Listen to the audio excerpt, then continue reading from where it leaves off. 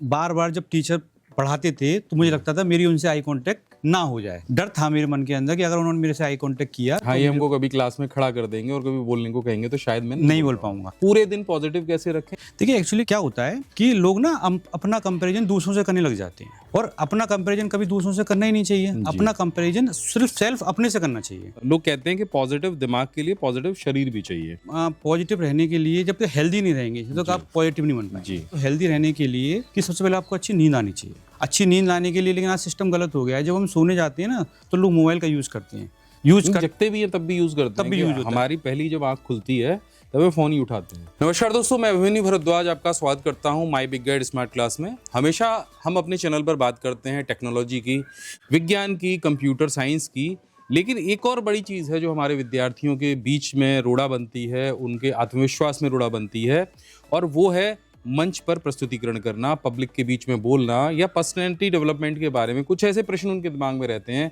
कि यार मैं तो ठीक लग रहा हूँ, मैंने अच्छे खासे कपड़े पहने हैं, मेरे बात करने का तरीका अच्छा है, लेकिन फिर भी मेरे अंदर वो आत्मविश्वास नहीं आ पा रहा है कि मैं मंच पे खड़े होके, या अगर मैं अपने छोटे शहर से निकल के बड़े शहर में जाता हूँ तो वहाँ पर जो मॉडर्न लोग हैं, जो देखने में मॉडर्न हैं, मैं उनके साथ आत्मविश्वास से आँख में आँख डाल के कैसे बात करूँ।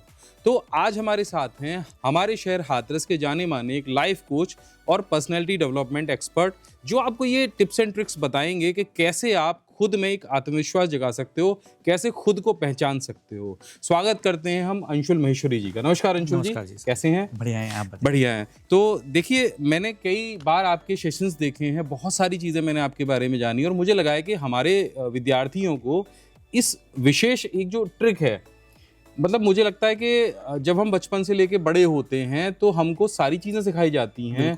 हमारे क्लास में हर एक सब्जेक्ट होता है, लेकिन दो तीन चीज़ें अगर और हमको ऐड ऑन कर दी जाएं आज के समय को देखते हुए, तो हमारा जो विद्यार्थी है जब वो अपने कॉलेज से बाहर निकलेगा तो स्वयं में ही उसके अंदर एक आत्मविश्वास जग जाएगा। पढ़ाई में सब कुछ होता है, एक तो स्किल नहीं सिखाया जाता, दूसरा पर्सनैलिटी डेवलपमेंट हमारे कोर्स में ऐड नहीं है। तो सबसे पहले तो आप अपने बारे में बताइए। बेसिकली जो मेरा अपना वर्क है वो मेरा है फ्रीलांसिंग का वर्क रहता है मेरा। जो नेशनल बिजनेस होता है उसको इंटरनेशनल पे लाना, मतलब जो लोग लोकल काम कर रहे हैं और उनको एक्सपोर्ट करना है तो उसके लिए हम फ्रीलांसिंग की उनको फैसिलिटीज़ देते हैं, जहां उनको आईईसी का रजिस्ट्रेशन कराना, पोर्ट पर रजिस्ट्रेशन कराना, और उनका शिपमेंट जिस कंट्री में चाहते हैं उस कंट्री में उनको डिलीवर कराना। तो मतलब आप बिजनेस कोच भी हैं और आप लाइफ कोच भी हैं, दोनों का काम कर रहे हैं। बिल्कुल, लाइफ कोच मैंने अपना पैशन बना रखा है, लेकिन मेरा जो बिजनेस है, प्रोफेशनल बिजनेस है, वो ये है। और दूसरा है टैक्स कंसल्टेंसी का, जहां मैं लोगों को अकाउंट्स में, इनकम टैक्स में, जीएसटी में कंसल्ट करता हूँ। तो आपको ये कैसे लगा कि मुझे ये लाइफ कोच बनना चाहिए? एक्चुअली जब मैं स्कूल में पढ़ता था, विद्या मंदिर स्कूल में पढ़ता था जी, तो मैं क्लास के पीछे बैठता था, बेंच पर लास्ट में जी, और बार बार जब टीचर पढ़ाते थे तो मुझे लगता था मेरी उनसे आई कांटेक्ट ना हो जाए। नहीं, डर था मेरे मन के अंदर कि अगर उन्होंने मेरे से आई कांटेक्ट किया हाँ, ये हमको कभी क्लास में खड़ा कर देंगे और कभी बोलने को कहेंगे तो शायद मैं नहीं बोल पाऊंगा। हाँ। जैसे उन्होंने मेरे को उठा लिया और बुलाने के लिए बुला लिया स्टेज पर, तो सिवरिंग होना, डर लगना, बोल ना पाना, तो ये प्रॉब्लम जो है स्कूल टाइम से थी।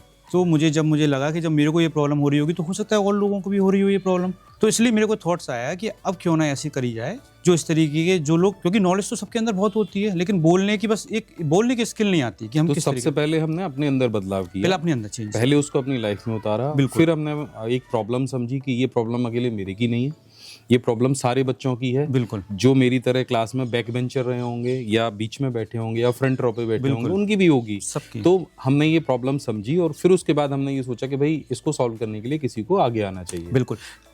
इसमें मैंने इस चीज़ को सीखा, तो मैंने एक अपना सर्टिफिकेशन कोर्स किया, GMCS, जनरल मैनेजमेंट और कम्युनिकेशन स्किल जी, जहाँ मुझे इस तरीके की चीज़ें बताई गई कि आप अपने आप को किस तरीके से प्रेजेंट करें। तब मैंने उस पर अपने आप वर्क किया, कुछ महीने कुछ साल अपने वर्क किया, तब मैंने लोगों को इस चीज़ के लिए इंस्पायर किया कि आप इस तरीके से बोलिए, नॉलेज तो आपके अंदर है, बस थोड़ा सा डर को खत्म करना है और आ गया ना। हाँ, बस डर अगर आपने खत्म कर लिया, बिल्कुल, तो आत्मविश्वास वहीं से शुरू होता है जहाँ से आपका डर खत्म होता है।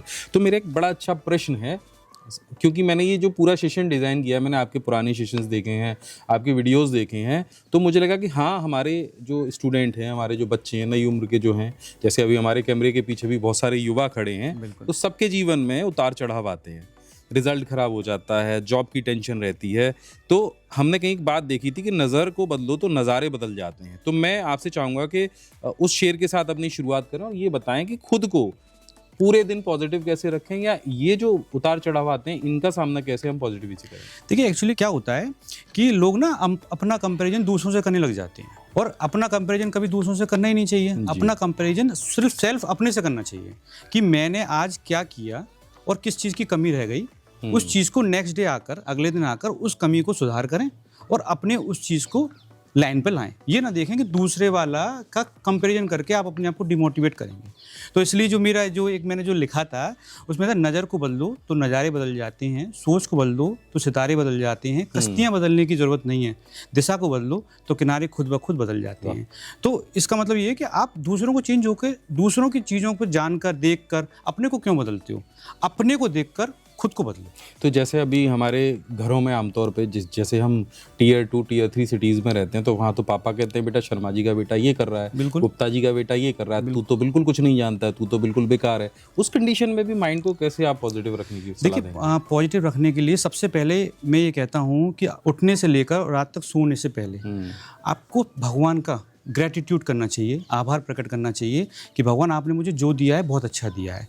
और सबसे पहले तो अपने जो बॉडी स्ट्रक्चर दिया है उसका आभार प्रकट करना चाहिए कि आपने मेरे को सब कुछ दिया है। ऑस्ट्रेलिया में एक जन्म लिया है निक वुजचिक ने। उनको है टेट्रामेलिया सिंड्रोम। ये क्या होता है? ये होता है जिसमें ना इस सिंड्रोम के अंदर होता है ना उनके हाथ होते हैं ना उनके पैर होते हैं। अरे वाह। तो उनके ना हाथ हैं ना पैर हैं, और वो पॉजिटिव लाइफ कोच हैं। वो वहाँ के लोगों को इंस्पायर कर रहे हैं, उनकी एक अच्छी फैमिली है, उनके बच्चे हैं और वो स्विमिंग करते हैं। तो आप सोचिए जिनके हाथ और पैर नहीं है वो अपने जीवन को इतने अच्छी तरीके से जी रहे हैं, तो हमारे तो सब कुछ है। बस पापा को समझाना जरूरी है बस कि पापा मैं करके दिखा सकता हूँ, बिल्कुल, आप मेरे को कंपेयर मत करो। तो इसलिए आपको मतलब इस चीज़ के लिए हमें पॉजिटिव रहना है कि हमें भगवान ने सब कुछ दिया और इतनी फैसिलिटी दे रखी है। आजकल तो पढ़ने के लिए मोबाइल है, लैपटॉप है, साइकिल है, बाइक है। तो मुझे लगता है कि इस चीज़ के पॉजिटिव रहना चाहिए। और दूसरा, अपनी लाइफ को प्रेजेंट में जीना चाहिए, लिव इन प्रेजेंट। कोई पास्ट की मत सोचो कि क्या हुआ गलती, उस गलती से सीख कर अपने प्रेजेंट में करिए। और फ्यूचर के लिए बहुत ज़्यादा मत सोचिए कि ये होना चाहिए जी, क्योंकि फ्यूचर कभी अपने पर नहीं डिपेंड करता है। जो आज बनाएंगे आप वो कल बनेगा। मैं तो हमेशा कहता हूँ समय की एक धारा है, नदी है, नदी में नाव पड़ी है और आपका कंट्रोल नहीं है। आप बस बैठे रहो, स्टेबल रहो, संतुलित रहो, संतुलन बना के रखो। बस ये देखो कि मैं कहीं गिर ना जाऊं, डूब ना जाऊं, वो धारा आपको ले जाएगी बिल्कुल जहाँ पे ले जाना। बिल्कुल। तो एक इससे ही संबंधित एक और प्रश्न है हमारा कि लोग कहते हैं कि पॉजिटिव दिमाग के लिए पॉजिटिव शरीर भी चाहिए। तो पॉजिटिव शरीर कैसे बनेगा? क्या आदतें होनी चाहिए एक विद्यार्थी के अंदर या एक स्टूडेंट के अंदर? देखिए पॉजिटिव रहने के लिए जब तक आप पॉजिटिव रहने के लिए जब तक हेल्दी नहीं रहेंगे जब तक आप पॉजिटिव नहीं बन पाएंगे जी। तो आप उसके लिए सबसे पहले तो आपको हेल्दी रहना जरूरी है। तो हेल्दी रहने के लिए कुछ टिप्स रहती हैं कि सबसे पहले आपको अच्छी नींद आनी चाहिए। आप अपन फ्रेश होकर जब उठेंगे तो आप वर्किंग अच्छी तरीके से कर पाएंगे जी। अच्छी नींद लाने के लिए लेकिन आज सिस्टम गलत हो गया है। जब हम सोने जाते हैं ना तो लोग मोबाइल का यूज़ करते हैं, जगते भी हैं तब भी यूज़ करते हैं, तब भी यूज़ होता है। हमारी पहली जब आँख खुलती है तब वे फ़ोन ही उठाते हैं। बिल्कुल। और लेकिन अक्सर देखा है जब रात में सोने जाते हैं उन्हें नींद नहीं आ रही, मोबाइल पर रील चला लेती हैं। तो मैं कहता हूँ टेंडेंसी को बदलें, रील ना लेकर आप कुछ पढ़ने की चीज़ ले लें। जैसे आपने न्यूज़पेपर नहीं पढ़ा हो तो न्यूज़पेपर ले लें, आप कुछ बुक्स नहीं पढ़ी हो तो 15 मिनट बुक्स पढ़ लें। जैसे ही आप ये ऑटोमेटिकली पढ़ेंगे तो आपकी आइज़ अपने आप से रिलैक्स होना शुरू हो जाएंगी और आप सो जाएंगे। तो ये टेंडेंसी को थोड़ा बदलना पड़ेगा। मेडिटेशन करना पड़ेगा। आप सुबह उठें, मेडिटेशन कीजिए, गुड डाइट लीजिए। डाइट्स में आप स्प्राउट्स ले सकते हैं, आप एलमंड्स ले सकते हैं, च्यवनप्राश ले सकते हैं। ये सब थोड़ा डाइट्स को चेंज करना होगा। और स्वामी रामदेव जी का योगा, तो हम योगा पर भी जा सकते हैं इस चीज़ के लिए। अक्सर क्या होता है कि जो स्टूडेंट लाइफ होती है या जॉब वाली लाइफ होती है या आपकी बिजनेस लाइफ होती है, 3 प्रॉब्लम क्रिएट होती हैं। एक सिर में दर्द, हेडेक होता है, एक नेक में दर्द जो सर्वाइकल की प्रॉब्लम हो जाती है, और एक बैक पेन। तो जब आप योगा करेंगे तो इन तीनों ही प्रॉब्लम से आपको छुटकारा मिलेगा, समस्या को खत्म हो जाएगी। बिल्कुल। तो इसलिए आप जब तक हेल्थ ही नहीं, हमारी जो अब की वर्तमान जनरेशन है जिसे हम जेनजी भी कहते हैं, उनको ये लगता है कि किताबें पढ़ना बोर होता है। तो पुस्तकों में मेरी जो पर्सनल राय रहती है कि आप कोई भी आपकी जो फेवरेट हो, कॉमिक्स भी हो सकती है मेरे ख्याल से, आप उसको भी, हम लोग किताबों से जो मतलब निकालते हैं उसका मतलब हम ये निकालते हैं अक्सर करके अंशुल जी कि मुझे किसी महान किसी व्यक्ति की व्यक्तित्व की पुस्तक पढ़नी है, अपने सिलेबस की पुस्तक पढ़नी है, लेकिन मैं कहता हूँ अगर आपको बुक ही पढ़नी है तो जो भी आपको इंटरेस्ट आ रहा हो, जिस भी बुक में आ रहा हो, चाहे वो कहानी हो, कविता हो, कोई कॉमिक बुक हो, कोई नॉवल हो, आप वो भी ले सकते हैं। बिल्कुल। और मुझे लगता है किताब पढ़ने से बहुत अच्छी नींद आती है, आप तुरंत नींद आएगी आपको, 15 मिनट में आपको लगेगा कि मैं रिलैक्स होकर सो गया इस चीज़ से। बिल्कुल। अब देखिए हमारा जो अगला प्रश्न है, जो हमारा मेन जो है, और हम जिसके बारे में बात कर रहे थे कि भाई मौत से भी बड़ा एक डर होता है, वो होता है मंच पे बोलने का, लोगों के बीच में बोलने का। तो हम उसी पर आते हैं जो कि आज हमारा सबसे बड़ा मुद्दा है। हमारे बहुत सारे स्टूडेंट जो घर में शेर हैं, दीदी के आगे बोलेगा चिल्ला चिल्ला के, मम्मी से बोलेगा, चाचा से बोलेगा, सबसे लड़ जाएगा। लेकिन अगर उसी बच्चे को मंच पे खड़ा कर दिया जाए कि अब यहाँ पे बोल के दिखा, बिल्कुल, तो वहाँ उसका जो शेर है वो चूहा बन जाता है, बिल्कुल, पसीने छूट जाते हैं, कांपने लग जाता है। तो कैसे वो उस डर से जीत बनाए अपनी और कैसे आगे बढ़े? देखिए मंच पर आने का मौका 100% लोगों को मिलता है। कहा जाता है कि आप मंच पे आ सकते हैं, 100% लोगों के लिए अपॉर्चुनिटी होती है, लेकिन उसमें से 1 या 2% ही मंच पे चढ़ते हैं। ऐसा नहीं है कि जो मंच पे चढ़ गया उसके अंदर बहुत ज़्यादा नॉलेज होती है, बिल्कुल नहीं है। जो ऑडियंस में बैठा हुआ है उससे उसको अच्छी और नॉलेज है उसके पास, लेकिन ऑडियंस से मंच तक के सफ़र करने में जो एक प्रॉब्लम आती है वो आती है डर। लोग क्या कहेंगे, उसके डर की वजह से ऑडियंस पे बैठे रहते हैं लोग, और कुछ ही लोग स्टेज पर आते हैं। मैं इसमें एक चीज़ और ऐड ऑन करूंगा, मंच के साथ साथ आज का समय सोशल मीडिया का है, कंटेंट क्रिएशन का भी है। अभी सरकार ने भी देखिए नए बजट में आप देखोगे तो बच्चों के लिए कंटेंट क्रिएशन का एक अलग से जोड़ा है। बिल्कुल, वो लैब स्थापित करेंगे। बिल्कुल। तो कंटेंट क्रिएशन में भी आपको जब कैमरे के आगे आप आते हैं तो सेम वही डर होता है, सेम वही फीलिंग आती है, उनका भी दिल सेम उसी तरीके से धड़कता है। मेरा आप देखेंगे एक साथी था जो वो कैमरे के सामने आता था उसको पसीना आने लग जाता था, बिल्कुल होता है, उसके हाथ पर ऐसे जकड़ जाते थे कि किसी ने पकड़ रखा है। तो सेम यही डर मंच पे भी होता है, बिल्कुल होता है। पब्लिक स्पीकिंग हम वही कैमरे के आगे, तो सेम ही यहाँ पे दोनों काम करेंगी ना चीजें, जो अभी आप बता रहे हैं, बिल्कुल सेम काम। तो ये टिप्स एंड ट्रिक्स आप ध्यान से सुनिएगा, नोट भी करिएगा, क्योंकि ये कंटेंट क्रिएशन भी जो करने जा रहा है व्यक्ति, जो मंच पे चढ़ने पे जा रहा है, पब्लिक स्पीकिंग दोनों जगह, तो अभी ये सर बताएंगे आपको कि कैसे आप इस फियर से बाहर निकल सकते हैं। सबसे पहले जो मैंने बताया आपको स्टेज पर आने के लिए, देखिए 5 पॉइंट जो की पॉइंट होते हैं वो हमें ध्यान रखना है। सबसे पहले पोस्चर, जी, बॉडी का पोस्चर सही होना चाहिए, और दूसरी चीज़ होती है कि आपका ड्रेस सेंस, जी, क्योंकि जब पोस्चर ठीक होगा तो उसके बाद लोग आपको सुनने के लिए, तो आपका ड्रेस सेंस भी मैटर करता है। एक होता है वॉइस का वेरिएशन, एक होता है बिल्कुल हल्की आवाज़ में बात करना, एक होता है बहुत लाउड आवाज़ में बात करना। तो ऐसा नहीं होगा, आप थोड़ा थोड़ा उसका वेरिएशन रखिए। जहाँ आपको बहुत ज़्यादा पॉइंट की उस पर ध्यान देना है कि भाई ये मेरी बहुत इंपॉर्टेंट चीज़ है, उसको आपको बड़ा अच्छी तरीके से बात करनी है उस चीज़ के लिए। बाकी अपने धीरे धीरे करके वेरिएशन में करिए, चिल्लाना नहीं है ना, इतना स्लो बोलना है कि लोग सुन ही ना पाए। तो थोड़ा वेरिएशन उस चीज़ में रहना चाहिए। 5th पॉइंट होता है आई कॉन्टैक्ट। जी, आई कॉन्टैक्ट होता है मैं आपसे बात कर रहा हूँ और मैं इस तरफ इधर उधर देखूंगा और मैं आपसे नहीं बात कर रहा हूँ, आई कॉन्टैक्ट प्रॉपर नहीं रख पा रहा हूँ, तो इससे आपको प्रेजेंट हो जाएगा कि मेरे अंदर कॉन्फिडेंस है ही नहीं। तो आई कॉन्टैक्ट का एक बहुत बड़ा। और 5th जो लास्ट पॉइंट होता है वो होता है कंटेंट। जी, अगर कंटेंट ही नहीं है तो आप कुछ सेकंड ही बोल पाएंगे, चले जाएंगे। उसके बाद मैं इसका एक डेमो भी बताऊंगा कि किस तरीके से हमें इस चीज़ के लिए शुरुआत करना चाहिए। एक इसमें ही एक बात और ऐड करना चाहता हूँ कि 6 साल का बच्चा भगवत प्रसाद जी, भगवत दास जी, जो वृंदावन में जो भगवत गीता के ऊपर उपदेश देते हैं, हाँ, उस बच्चे को मैंने देखा है, अभी हाथरस में आए थे रिसेंटली, भी कुछ दिन पहले। अच्छा। तो आप सोचिए वो 6 साल के बच्चा वो इतनी अच्छी स्पीच बोल रहा है कि लोग उनकी स्पीच को सुन रहे हैं। तो आप सोचिए वो 6 साल के बच्चों में ऐसा क्या है जो हम नहीं कर सकते। हमारी तो एज इतनी बड़ी है, लेकिन कहीं ना कहीं हमारे पास कंटेंट नहीं है, और हमें एक डर का सामना कि लोग जैसे ही हम स्टेज पे आ जाएंगे तो लोग हमारी कुछ ना कुछ क्रिटिसाइज हमको करेंगे। तो मैं मानता हूँ कि लोगों की परवाह मत करो, आपको आगे बढ़ना है तो आप अपनी परवाह कीजिए। जैसे बहुत लोग कहावत कहते हैं कि सबसे बड़ा रोग क्या कहेंगे लोग, तो यही चीज़ बिल्कुल मायने रखती है।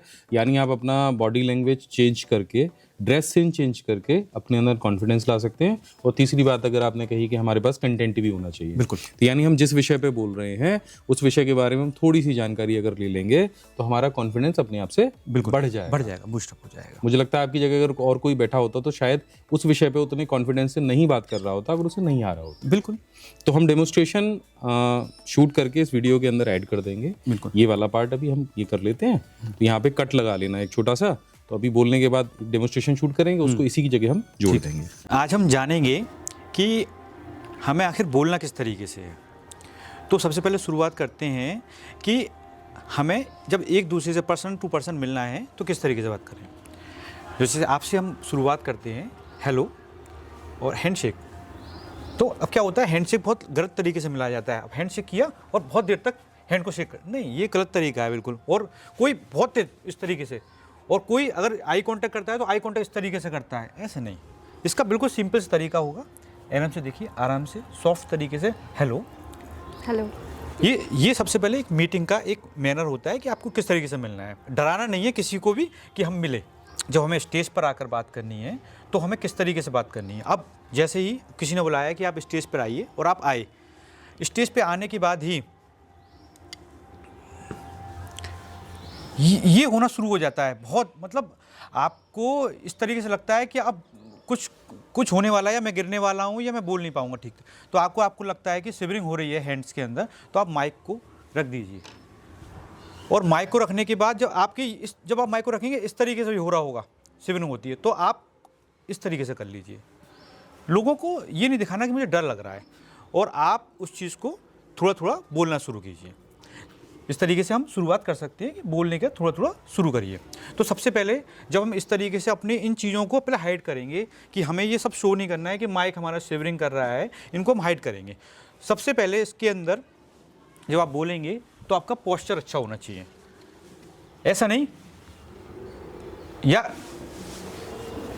मतलब अच्छा पोस्चर, स्टैंड रखना है, फिर माइक को होल्ड रखना है। तो माइक को आप इस तरीके से होल्ड रखेंगे और अपना प्रॉपर एक आई कांटेक्ट रखें। ऐसा नहीं कि आप बोल रहे हैं, नीचे देख रहे हैं फ्लोर की तरफ, लोग ऑडियंस बैठे हुए हैं, उनकी तरफ कोई मैसेज जा ही नहीं रहा। तो आप सबकी तरफ थोड़ा आई कांटेक्ट रखेंगे, नीचे नहीं देखना, ठीक है। उसके बाद क्या होता है कि हम वॉइस का वेरिएशन रहता है। वॉइस, आपकी वॉइस थोड़ी प्रॉपर तरीके से अच्छी होनी चाहिए वॉइस के लिए। अब आप एक बार आप डेमो कीजिए, जैसे आपको कुछ बोलना है। तो अब हम जब बोलने की शुरुआत करते हैं तो हम अपने माइक को थोड़ा सा ऊपर होल्ड करके रखेंगे, ठीक है। और हम बोलेंगे, जैसे बोलिए गुड मॉर्निंग, कुछ भी आपको मैसेज देना है लोगों को, तो गुड मॉर्निंग। अब आप ये बताइए मेरे को, जैसे आप यहाँ बोल रहे हैं, अब आपको कुछ फियर लग रहा है या नॉर्मल लग रहा है? नॉर्मल लग रहा है अभी तो। कोई फियर नहीं लग रहा है? फियर ना लगने का रीज़न लोग नहीं है ज़्यादा। लोग नहीं है। अगर लोग ज़्यादा हों, जैसे अगर मैं अननोन पर्सन को बुला के लाता हूँ, 10 अननोन पर्सन आते हैं आपके सामने और आपको उनसे स्पीच देनी है एक, तो आपको कैसा फील लगेगा? कुछ हेजिटेशन आएगी या आप बोल देंगे? डर लगेगा। क्यों लगेगा? आपको जैसे आपका जैसा फेवरेट टॉपिक है एनिमेशन, कि अपनी वीडियो को कैसे डिजाइन करते हैं वो आपको बताना है अननोन लोगों को, तब भी आपको डर लगेगा। जो आपका फेवरेट टॉपिक है, जो आपका कंटेंट जो आपको अच्छे से आता है, और आपके सामने चाहे 100 लोग हों चाहे 2 लोग हों, लेकिन वो सब अननोन लोग हैं, तो क्या आपको डर लगेगा? चाय बनानी आती है आपको? हाँ आती है, सिंपल लगती है। अब सोचिए वो चाय 2 लोगों के लिए बनती है, पेरेंट्स के लिए। अब 10 लोग आ जाएं घर पर, तो आप चाय बना पाएंगे? हाँ। डर नहीं लगेगा ना, क्योंकि वो काम आपको आता है ना। अब आपको एनिमेशन की चीज़ें आपको आती हैं। अब लोगों को जो आपसे सीखने आए स्टूडेंट है, उनको गाइड करना है। अगर आप ही डरेंगे तो हम स्टूडेंट को गाइड ही नहीं कर पाएंगे। तो सबसे पहले हमें जो चीज़ आती है वो कंटेंट हमें पता होना चाहिए कि हमें बोलना क्या है, आखिर हमारी ऑडियंस क्या है। तो ऑडियंस को पता होना बहुत ज़रूरी है। जैसे आपको रैंडमली हम यहाँ पे ले आए कि आपको बोलना है, लेकिन हमें ये पता ही नहीं है, आपको ये ब्लैंक है इस चीज़ के लिए कि मेरी ऑडियंस क्या है। तो आप हमेशा एक कन्फ्यूज रहेंगी कि मैं क्या बातें करूँ, और आपको पता होगा कि मेरे से 10 लोग मेरी चीज़ें सीखने आए हैं, तो आप कॉन्फिडेंट रहेंगे इस चीज़ के लिए और आप अच्छे से बोल पाएंगे। तो कंटेंट का होना बहुत ज़रूरी है। उसके बाद आपका बॉडी पोस्चर अच्छा होना चाहिए, प्रेजेंट करना चाहिए। लोग जो क्वेरी कर रहे हों, अब एक बड़ी चीज़ आती है कि लोगों ऑडियंस में से किसी ने हमसे क्वेश्चन पूछा और आपको उस क्वेश्चन का आंसर आता नहीं है, अब कैसे जवाब देंगे आप? उस क्वेश्चन का जवाब देने के लिए क्या होता है, कभी कभी हमें उस क्वेश्चन का जवाब नहीं आता, तो वो ऑडियंस में से ही कुछ स्टूडेंट से हमें हैंड रेस कराएंगे कि भाई आपको क्या ये चीज़ें आती हैं, पता है? तो उसमें से कोई ना कोई हो सकता है कि बोले हाँ मेरे को आता है। तो बस उसकी चीज़ें सीखें और थोड़ा सा मिक्सअप कराएं और फिर बोलना शुरू कर सकते हैं इस चीज़ के लिए। तो इन चीज़ों का हमें ध्यान रखना। ड्रेसिंग सेंस, जैसे आप कोई मीटिंग में जा रहे हैं तो तो आपको ड्रेस सेंस क्या रखना है आपको, जैसे आपको सूट पहनना है या आपको कोट पहनना है, तो उसका ड्रेसिंग सेंस बहुत बड़ा इंपॉर्टेंट करता है।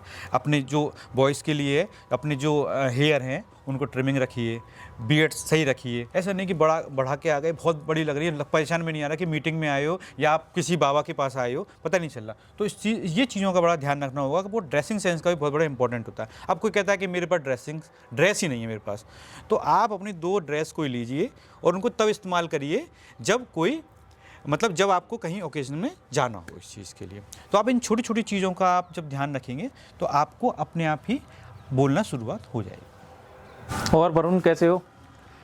ये तरीका ठीक नहीं है, ये हैंडशेक करने का तरीका ठीक नहीं होता है। मैं आपको बताता हूँ सही तरीका किस तरीके से होता है। देखिए, ऐसे आप हाथ मिला रहे हैं, इसका मतलब ये होता है कि कोई प्रॉब्लम है, वो मतलब आप किसी को दूसरे को प्रॉब्लम है इसलिए ऐसे इस तरीके से मिला रहे हैं। आपका सही तरीका होता है कि आप इसको हैंड को इस तरीके से रेज इसको करेंगे और आइज़ डालेंगे, तब हेलो और वरुण कैसे हैं आप, इस तरीके से उसको मीट करेंगे। तो ये है राइट तरीका। मान लीजिए कि हमें मंच पर बुलाया जाता है, तो अब हम मंच पर जाते हैं तो किस तरीके से खड़े हों। तो देखिए, बहुत लोग अलग अलग तरीके से खड़े होते हैं, लेकिन मैं आपको बताता हूँ करेक्ट पोजीशन। अब जैसे आप किसी सिविल सर्विस अधिकारी की मीटिंग्स में गए, वहाँ आपको बुलाया गया, तो वहाँ पे क्या होता है, सब लोग डीएम एसडीएम सब लोग बैठे हुए हैं, तो वहाँ पे कैसे खड़ा होना है, वहाँ पे आप इस तरीके से खड़े हो सकते हैं, ये आप पोजीशन बना सकते हैं। और राइट वे आप इस तरीके से खड़े हुए, कुछ और मीटिंग्स में गए, कहीं और जाना है, तो आप नॉर्मली खड़ी हुई है इस तरीके से। आपको इस तरीके से नहीं करना है कि गलत तरीक़े से उन लोगों को प्रेजेंट हो। आपका पोस्चर खड़े होने का तरीका ऐसा नहीं कि झुके हुए, ऐसा नहीं, बिल्कुल ठीक तरीके से बिल्कुल ऐसे रहिए। आप इस तरीके से रखिए, ऐसा भी नहीं कि इस तरीके से ऐसे रहिए, ऐसे नहीं, आप नॉर्मली बिल्कुल इस तरीके से रहिए। आप ऐसे भी रह सकते हैं, आप हल्के से ऐसे भी रह सकते हैं, और आप इस तरीके से भी रह सकते हैं। ये आपके करेक्ट वे हो जाते हैं। आप इस तरीके से रहेंगे तो आपको लगेगा कि हाँ, आपके अंदर एक नॉलेज है, एक प्रॉपर तरीके से खड़े होने का मैनर्स आता है आपको इस चीज़ के लिए। अब मैं आपको बताना चाहता हूँ कि आपको मंच पर बुलाया गया, अब आपको कुछ बोलना भी है। अब बोलने के लिए आता है तो क्या होता है, कभी कभी कुछ लोग बोलने के लिए माइक को इतना नीचे रखते हैं, और कभी कभी कोई माइक को बिल्कुल चिपका कर रखता है। ऐसा नहीं, आपको नॉर्मली रखना है।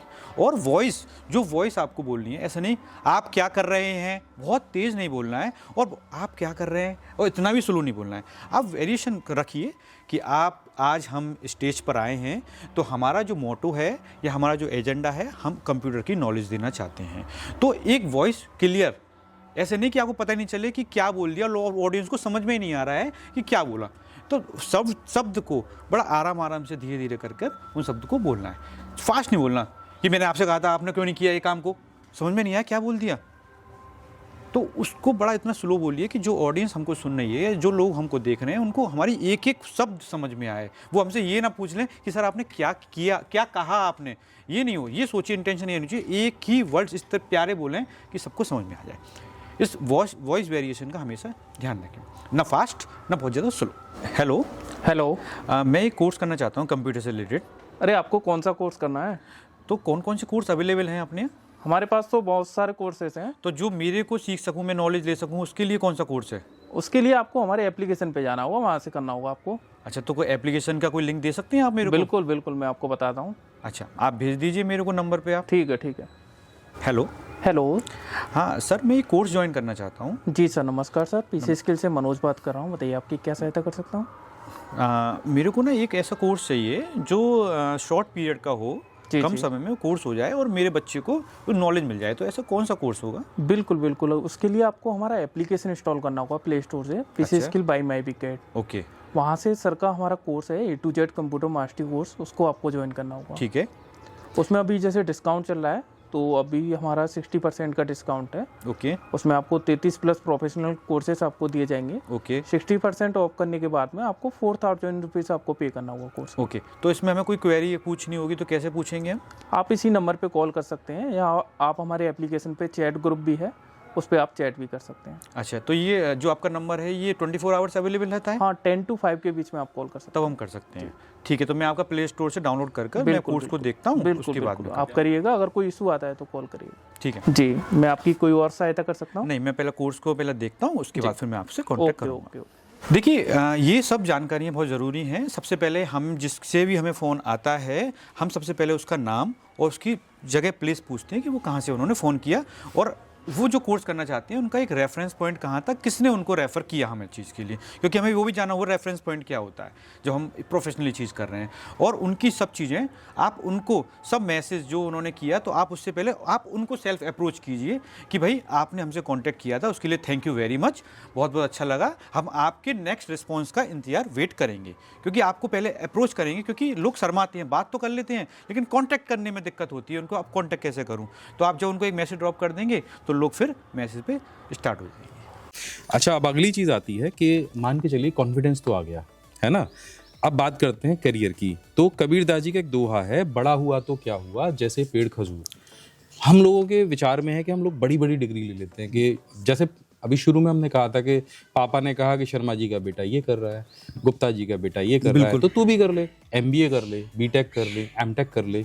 हमारे पास डिग्रीज तो बहुत बड़ी बड़ी आ गई, लेकिन हमने स्किल नहीं सीखा, और उसकी वजह से जो हमारा कैरियर है वो हमारा कम हो गया, या हमारे पास किसी विषय की प्रैक्टिकल नॉलेज नहीं है। व्यवहारिक ज्ञान जिसे हम कहते हैं आज के टाइम पे व्यवहारिक ज्ञान, तो वो होना कितना ज़रूरी है?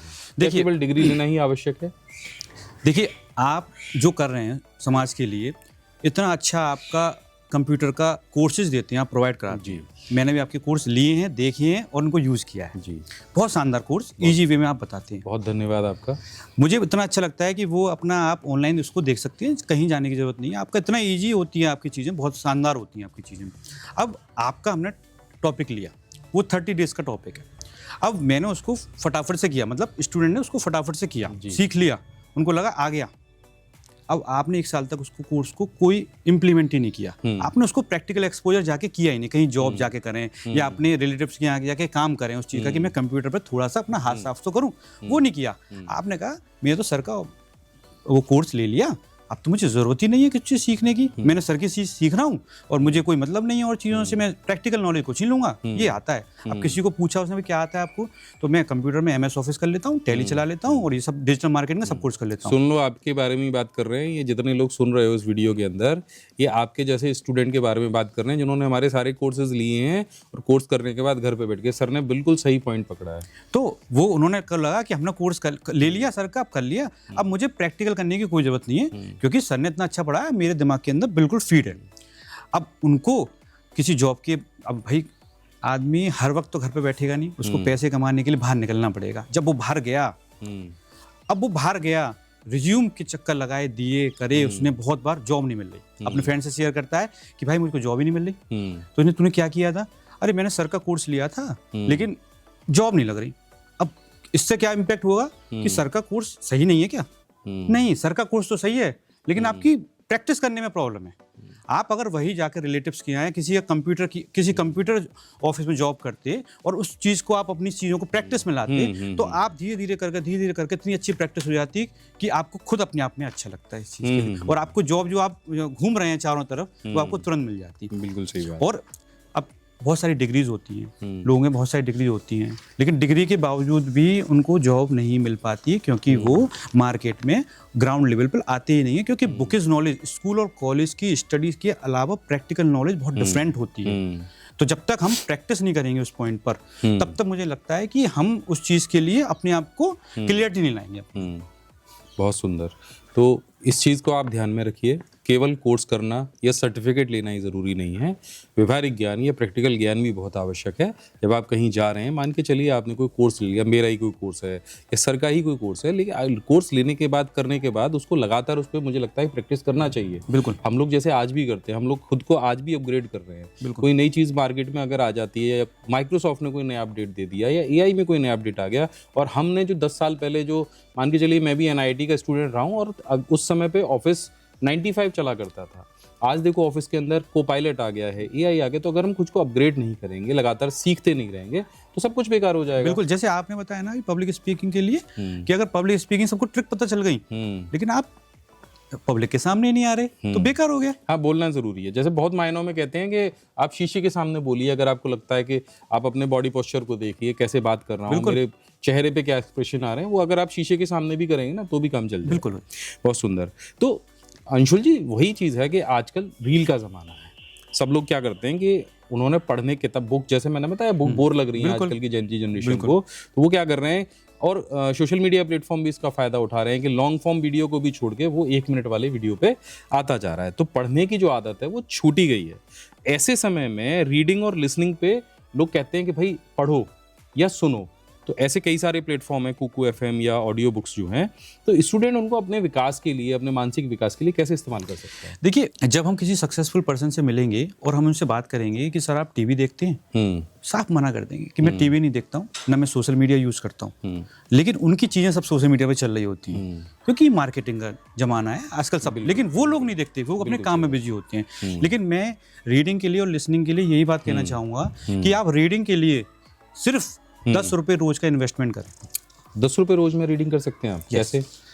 आप फिजिकली न्यूज़पेपर लगवाएं अपने घर में। आजकल क्या हो गया, सोशल मीडिया की वजह से सब लोग ना जो न्यूज़पेपर का सब्सक्रिप्शन लेते हैं जी, वो भी ऑनलाइन लेते हैं। ओके, थोड़ी देर पढ़ लेंगे, खत्म। लेकिन आप सोचिए, जब तक आप फिजिकली एक पेपर को फिजिकली आप देखेंगे उसको, तो आपकी रीडिंग हैबिट अच्छी होगी जी। और दूसरा, डिजिटल से थोड़ी सी आप अपनी आंखों को बचाएंगे क्योंकि वो छोटी स्क्रीन होती है और बार बार देखना पड़ता है। और जब बड़े पेपर पर पढ़ेंगे तो आपको रीडिंग स्किल आपकी अच्छी होगी। तो सिर्फ 10 रुपये में एक न्यूज़पेपर लीजिए और उसको आपको जब भी समय मिले, 15 मिनट 20 मिनट, जो भी आपका फेवरेट टॉपिक हो, स्पोर्ट्स हो, इंटरनेशनल हो, नेशनल हो, बिजनेस हो, शेयर मार्केट हो, कमोडिटी हो, कुछ भी जो आपका फेवरेट है, आप उसमें से टॉपिक उठाइए, पढ़िए, आपका तो कंटेंट स्ट्रांग होगा। बिल्कुल बिल्कुल। और दूसरी चीज़, आप ऑडियो की तरफ, जैसे आपको लगता है कि मैं रीडिंग में ये पढ़ लिया, अब ऑडियो के लिए आप कुकू एफएम पर बहुत सारी बुक्स आती हैं, आपको जो भी फेवरेट्स है, आपका बिजनेस है, आपका मोटिवेशन है, वो आप सुनिए, सुनकर आप उस चीज़ को कंटेंट क्रिएट कर सकते हैं उस चीज़ के लिए। यहाँ पे मैं एक चीज़ और ऐड करूँगा, जैसे अभी सर बता रहे हैं कुकू एफएम का हमने नाम लिया। अगर आप पढ़ने वाले बच्चे हैं, आप 5th में हैं, 6th में हैं, 7th में, 8th, 9th, 10th, किसी भी क्लास में हैं, अब गूगल ने भी एक नया एप्लीकेशन लॉन्च किया है जिसका नाम है नोटबुक एलएम। आपको सिंपली अपने किसी भी बुक के पेज को, आपको नोटबुक एलएम है, फ्री है, आप फ़ोटो खींचिए, फ़ोटो खींचने के बाद उसमें एक ऑडियो का एक फीचर है, जैसे ही आप उसका बटन दबाएंगे, आपका पूरा का पूरा जो चैप्टर है, मानो कोई इकोनॉमिक्स का चैप्टर समझ में नहीं आ रहा, आपको पूरा का पूरा चैप्टर ऑडियो फॉर्म में कन्वर्ट हो जाएगा। जैसे अभी हम बैठ के पॉडकास्ट कर रहे हैं, बिल्कुल वैसे ही आप उसे सुन पाएंगे। बहुत कमाल का फीचर है। आप भी बताइए, अगर आपके पास कोई बच्चा हो, बिल्कुल तो बताइएगा कि वो इतना पावरफुल फीचर गूगल ने बना दिया है एआई के साथ मिला के, कि छोटे बच्चे का भी टॉपिक हो, कुछ समझ में नहीं आ रहा, क्योंकि किताबों में क्लिष्ट हिंदी होती है आमतौर पर, बिल्कुल नहीं समझ आता।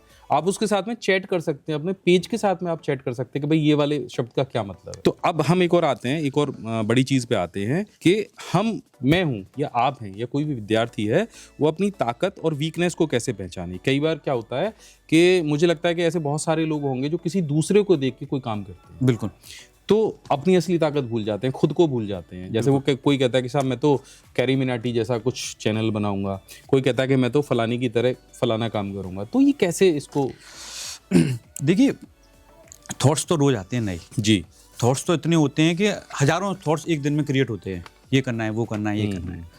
लेकिन सबसे पहली चीज़ होती है, इस थॉट्स के अंदर होता है डिसिप्लिन जी। स्टूडेंट्स कहते हैं कि कल से मैं देखो कितना पढ़ूंगा, वो टाइम टेबल बनाता है, एक बहुत अच्छा टाइम टेबल बनाता है, 6 बजे जगना, इतने बजे तक पूरा शेड्यूल होता है, वॉल पे चिपका लेते हैं। जैसे ही नेक्स्ट डे आता है, अलार्म उनका 6 बजे का होता है, लेकिन वो 6 बजे नहीं उठते, 7 बजे उठते हैं। कोई बात नहीं, कल से कर लेंगे।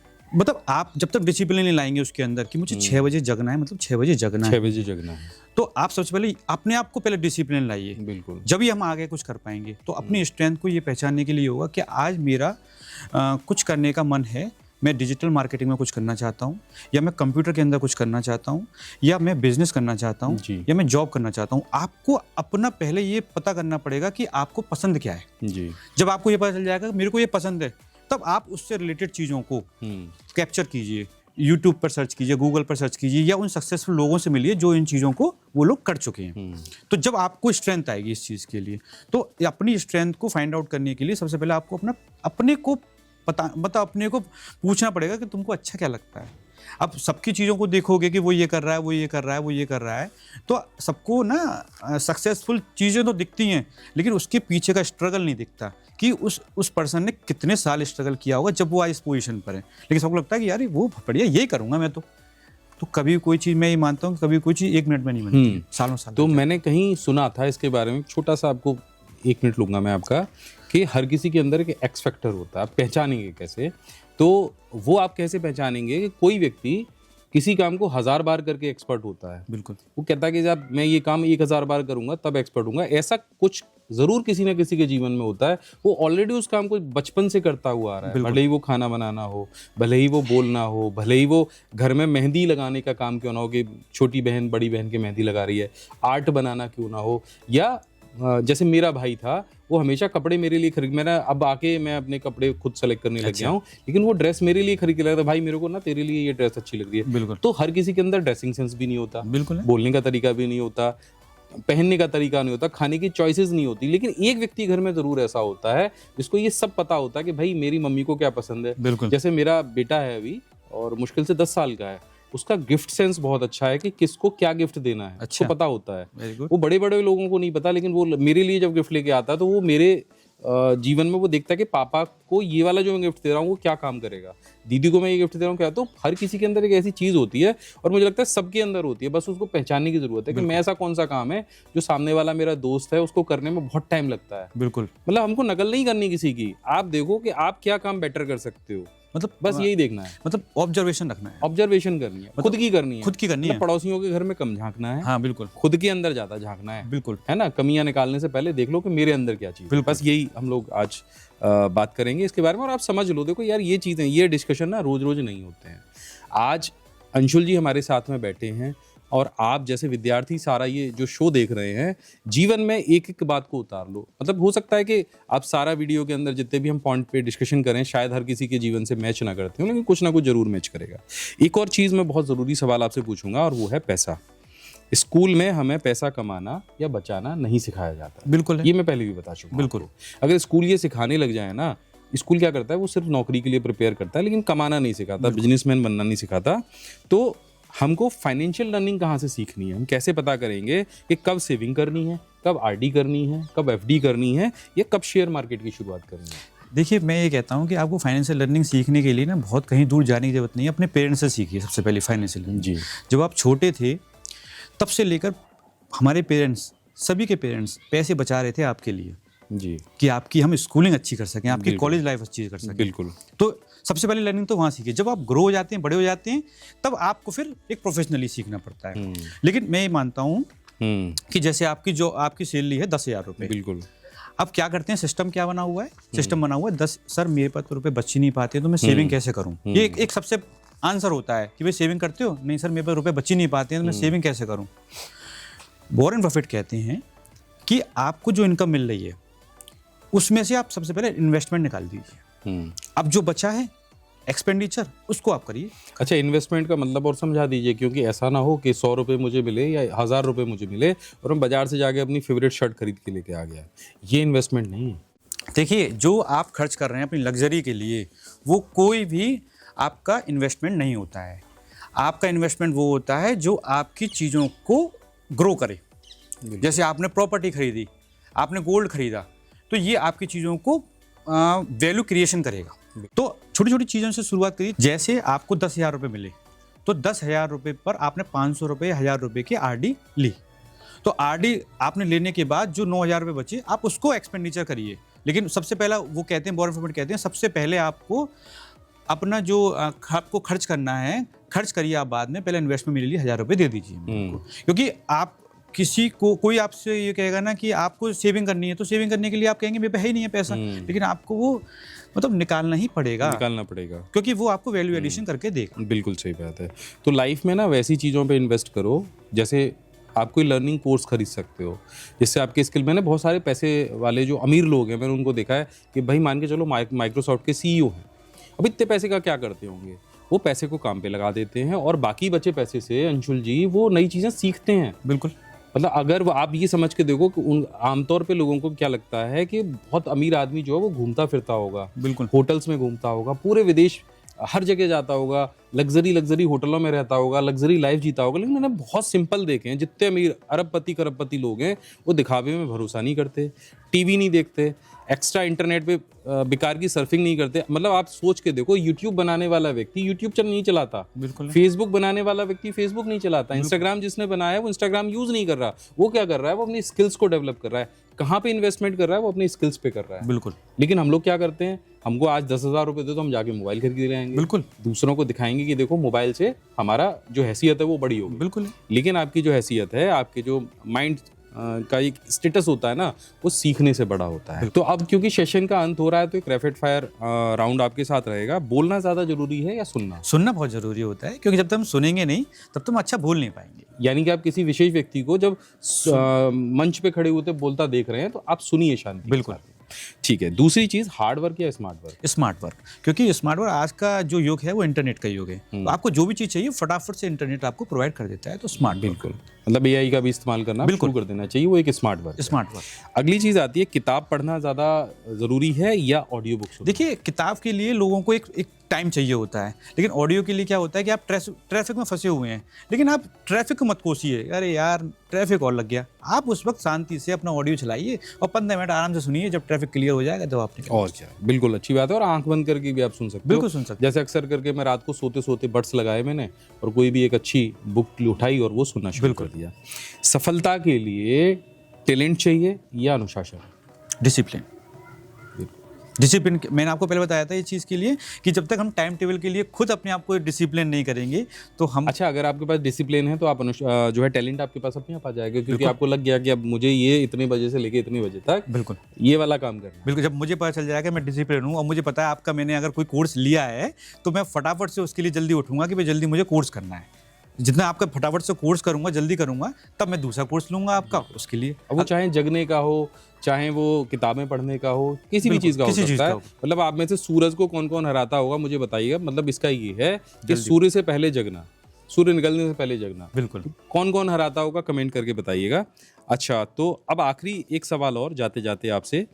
आपने अपने सेशंस में कहा है कि परोपकारी बनिए, तो अगर एक स्टूडेंट की पॉकेट मनी 10 रुपये है, 100 रुपये है, तो समाज सेवा कैसे कर सकता है? समाज सेवा के लिए पैसा चाहिए? कोई पैसे की जरूरत नहीं होती है। समाज बहुत सेवा लोग तो मानते हैं इसको। नहीं, अलग अलग है। जिसके पास पैसा होता है वो पैसे से सेवा करिए, जिसके पास पैसा नहीं है वो अपने ज्ञान की सेवा भी कर सकता है, वो अपनी बुक की सेवा भी कर सकता है। मतलब उसके पास पुरानी बुक रखी होती है तो पुरानी बुक दूसरों को दे सकता है, वो उसके काम आ सकती है। अपने पास ज्ञान है, जैसे मुझे कंप्यूटर आता है या मुझे अकाउंट्स आते हैं या मुझे एक्सपोर्ट की नॉलेज आती है, तो मैं उन लोगों को जो बिजनेस करना चाहते हैं उनको मैं टिप्स दे सकता हूँ। जरूरी नहीं है कि हमने बचपन में किताबों में पढ़ा है ना कि आप बुजुर्गों को रोड पात कराइए। बिल्कुल। हमने पढ़ा है कि आप जो आपके घर के पास में आवारा पशु हैं उन्हें आप रोटी डाल सकते हैं, उनके रहने की व्यवस्था कर सकते हैं। अपनी तरफ से बहुत सारी चीजें आप कर सकते हैं। कोई जरूरी नहीं होता है कि पैसा तो नहीं है। बिना पैसे के भी बहुत सारा परोपकार किया जा सकता है, बशर्ते ये कि आपकी सीखने की जिज्ञासा हो। बिल्कुल। मुझे करना है, मैंने ठान लिया है। और मैं एक चीज़ और बताना चाहता हूँ, आप ये ना सोचिए कभी भी इस चीज़ के बारे में मत सोचिए कि मैं कुछ सेवा करूँ तो लोग मेरे को देखें। बिल्कुल। सेवा दिखाने की नहीं होती है, आपको भगवान खुद देख रहा है इस चीज़ के लिए। बिल्कुल बिल्कुल। तो बहुत बहुत धन्यवाद अंशुल जी। आज का मुझे लगता है कि सेशन बहुत अच्छा रहा। इस सेशन के माध्यम से लोग अपने भीतर के बहुत सारे डरों को दूर करेंगे, मंच का डर दूर करेंगे, बोलने की झिझक जो है वो निकालेंगे। अब किताब में से और उनको ऑडियो बुक सुननी है उसके बारे में वो समझ के कि कैसे करना है। बिल्कुल। परोपकार करने के लिए भी उनको ये समझ में आ गया कि पैसे की ज़रूरत नहीं है। तो आशा करता हूँ कि ये सेशन आप उन लोगों को भी शेयर कर सकते हैं जो आपके ऐसे दोस्त हों जिनके मन में भी ये विचार आता हो कि भाई अगर मुझे समाज सेवा करनी है तो बहुत पैसा चाहिए, और जितने भी ये समाज सेवी क्लब बने हैं इनको भी बहुत पैसा चाहिए। दूसरा, ऐसे दोस्त को भी शेयर कर सकते हैं जिसे मंच पे चढ़ने से डर लगता हो, आता सब कुछ है, वो बोलना भी चाहता है, खड़ा भी होना चाहता है कुर्सी से, बराबर वाले दोस्त को कोहनी मार के भी बोलता है कि यार मैं होता तो शायद ये बोलता, लेकिन वो अंदर के डर को दूर नहीं कर पा रहा है। तो ये सेशन उन लोगों के लिए बहुत ज़रूरी है, तो उनको ज़रूर शेयर करिएगा।